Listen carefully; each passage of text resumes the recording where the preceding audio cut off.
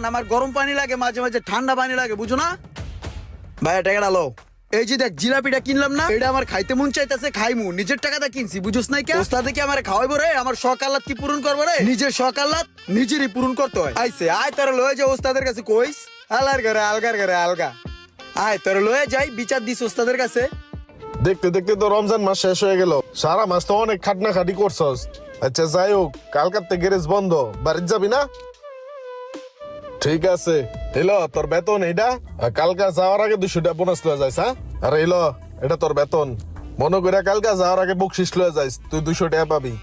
জি উস্তাদ। ঠিক আছে যা। ওই চল, কাম করতে দিলে কাম করস না ঠিক মতন বেড়া।